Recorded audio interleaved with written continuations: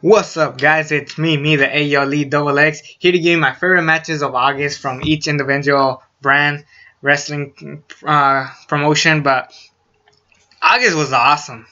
August was just great. Each each promotion just got match of the year after match of the year.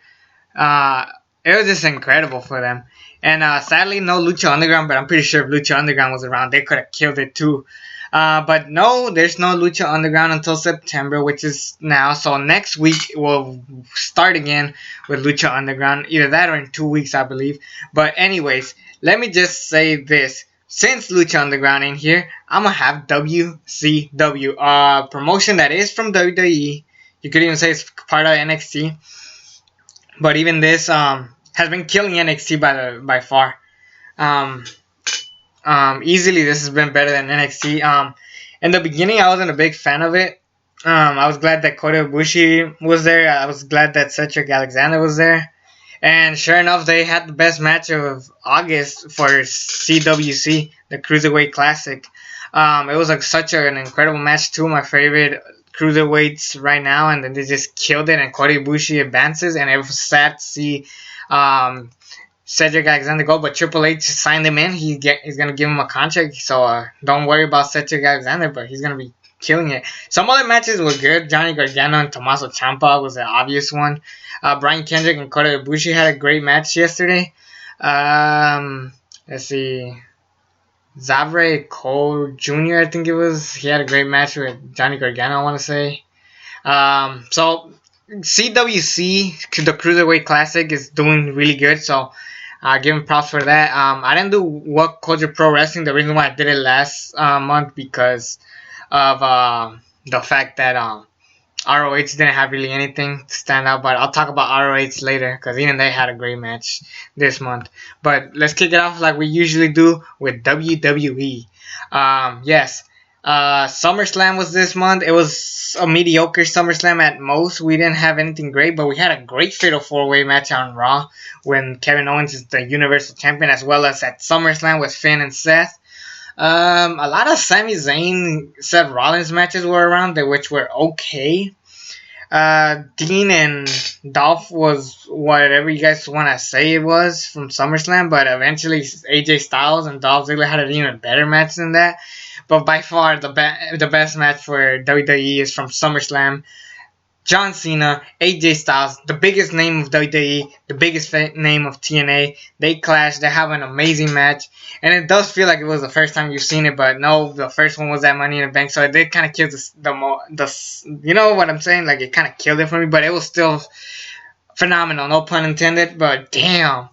AJ Styles brought his game. John Cena brought his game. I haven't seen John Cena since this match, but after this, you got to give John Cena some damn respect.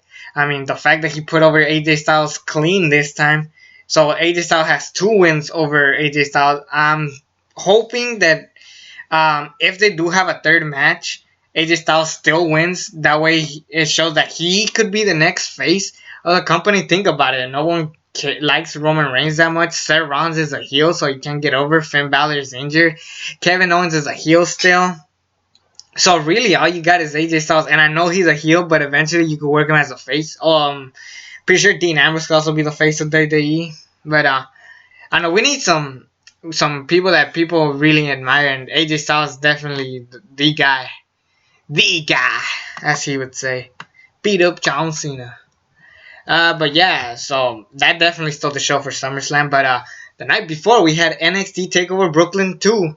No, it wasn't Back to Brooklyn. It should have been called that. But NXT, like I said, it was getting killed by Cruiserweight Classic. So they didn't really have a lot of great matches except for Brooklyn, which is where the money was on the line.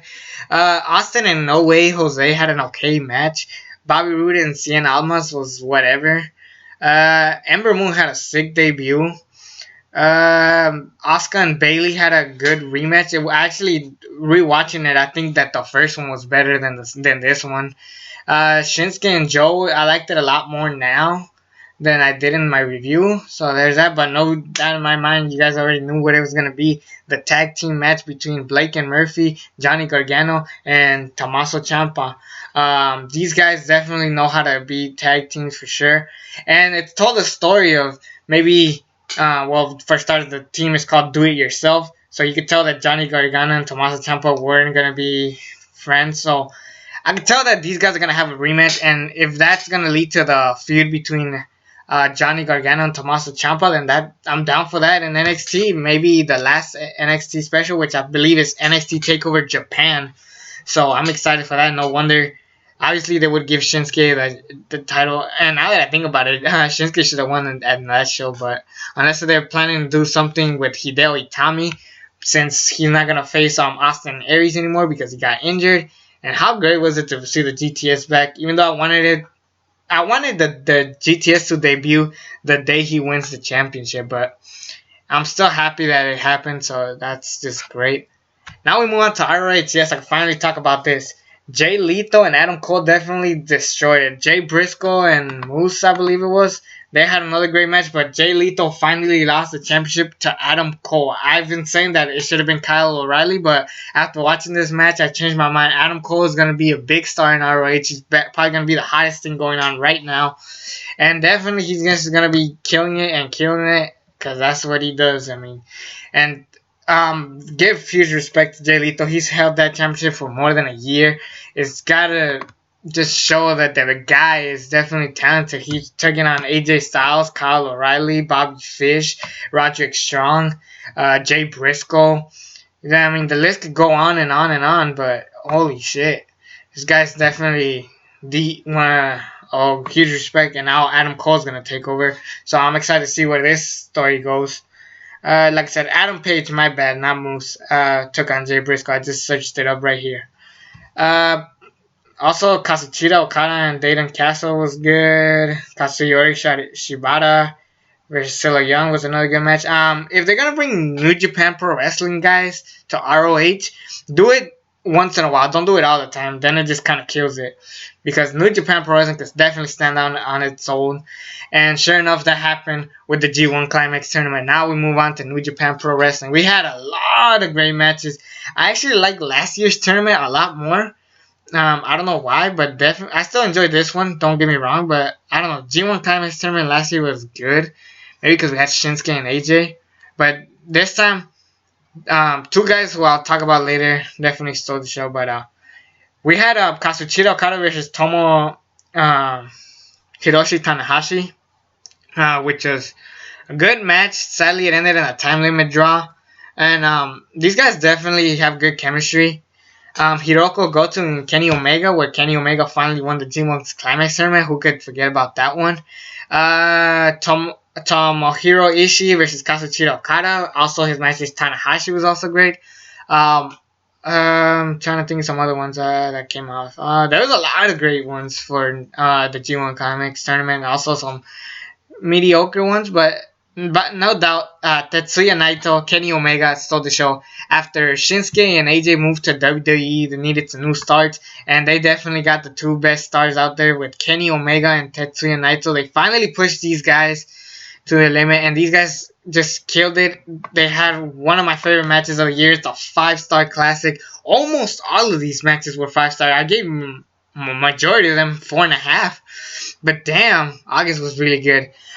See what September brings. September's really kind of mediocre when it comes to matches. We got Dean Ambrose versus AJ Styles coming up. Randy Orton and Bray Wyatt. I don't know how that's gonna go since Randy's injured. And let me just say that I'm still disappointed about Brock and Orton not having a good match, but I'm pretty sure they're gonna kill it in the rematch because it's been announced official.